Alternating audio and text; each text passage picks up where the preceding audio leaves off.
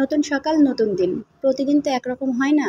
আর সকালবেলা উঠেই একটা টেনশন থাকে কি রান্না করব। এটা ছিল গতকাল সকালের ভিডিও।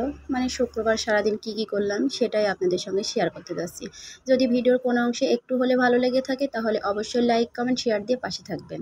আসসালামু আলাইকুম। সবাই কেমন আছেন? আশা করি আল্লাহর রহমতে সবাই সুস্থ আছেন। এই তো আপনাদের সঙ্গে কথা বলতে বলতে আমার কাজগুলো শুরু করে দিয়েছি। আসলে সেদিন রান্না করতে করতে আমার অনেকটাই লেট হয়ে গিয়েছিল। প্রায় সকাল 11টা বেজে গিয়েছিল। আসলে ছুটির দিন বলে কথা। ছুটির দিন রান্না করতে করতে এমনিতেই লেট হয়ে যায়। প্রথমে আমি ভাবছিলাম ওদের জন্য বিরিয়ানি রান্না করব। তারপরে মনে হলো না, আজকে বিরিয়ানি রান্না করব না, ডিমের কোরমা করব, তার সঙ্গে চিকেন রোস্ট আর পোলাও ভাত। আসলে ওদের বাবা বাসায় নেই, সে চলে গিয়েছে, তার পোস্টিং হয়ে গিয়েছে। এখানে আমরা একাই আছি, সবাই আমাদের জন্য দোয়া করবে। আমরা তিনজনই আছি, তার জন্য 3টা ডিম সিদ্ধ করে নিয়েছি। এখানে আমি ডিমের কোরমাটা কিভাবে করছি আপনারা ভিডিওতে দেখলেই বুঝতে পারবেন। আসলে আমার ছেলে ডিমের কোরমা খেতে অনেক বেশি পছন্দ করে, আর আমি অনেকদিন পরেই ডিমের কোরমাটা করলাম।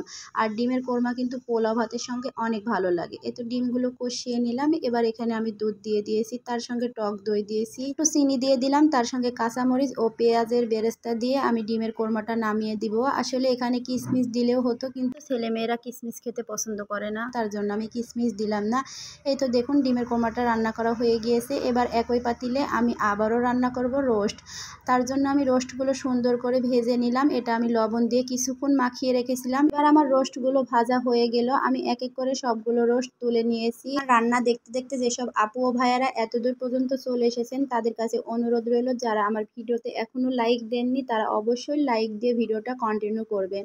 এই তো দেখুন আমার চিকেন রোস্টটা রান্না করার জন্য আমি মশলাগুলো দিয়ে দিয়েছি। এখানে আমি সব ধরনের মশলাগুলো দিয়ে দিব, আদা বাটা, জিরা বাটা, রসুন বাটা, তার সঙ্গে রোস্ট মশলা দিয়েছি, টক দই দিয়েছি, টমেটো কেচাপ দিয়েছি, অনেক কিছু দিয়েছি, মানে যেগুলো চিকেন রোস্ট বানাতে লাগে আর কি।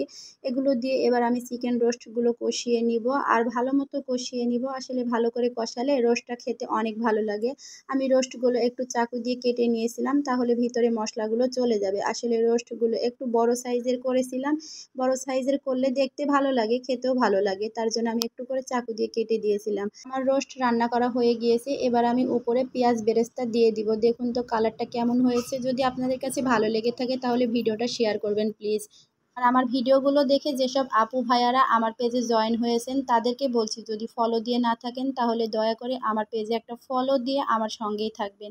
এই তো দেখুন এবার আমি এখানে পোলাও রান্না করব। আপনাদের সঙ্গে কথা বলতে বলতে ডিমের কোরমা, চিকেন রোস্ট দুইটাই রান্না করা হয়ে গিয়েছে। এবার পোলাওটা রান্না করলে আমার দুপুরের রান্না বান্না শেষ হয়ে যাবে। এর মধ্যে আমি অনেকগুলো কাজ করে নিয়েছি, ঘর গুছিয়েছি, ঘর মুছেছি, অনেকগুলো কাজ করেছি। আসলে রান্না করতে করতে সবগুলো কাজ না করলে কিন্তু পরে কাজ করা যায় না। আর আমি কালকের কাজগুলো একটু লেট করে করে নিয়েছিলাম, যেহেতু ওদের বাবা নেই তাই আমাদের কোনো টেনশন ছিল না। এই তো দেখুন আমার রান্না বান্না হয়ে গিয়েছে, আমি সবগুলো টেবিলের উপরে রেখে দিয়েছি, ডেকোরেশন করে নিচ্ছি একটু আর কি। ভিডিওটা কেমন লাগলো অবশ্যই কমেন্ট করে জানাবেন। সবাই ভালো থাকবেন, অনেক অনেক ধন্যবাদ।